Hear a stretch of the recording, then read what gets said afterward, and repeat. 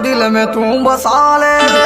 ओ God तू मुझे इस बुढ़े से बचा ले रे। आपके बदन है गोरे और कमर चिकनी है। अरे बुढ़े इसे मत छू ये मेरी बिकनी है। आपका ये लुक मेरी धड़कन का बढ़ाए धुक धुक। अरे बुढ़े तेरा खत्म हो गया है सब कुछ।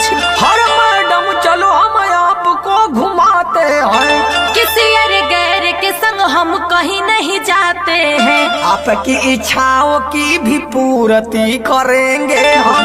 अरे बुढ़े मैं रोज पीती हूँ विस्की और रम। चलो मेरे साथ तुमको देसी हम पिलाएंगे।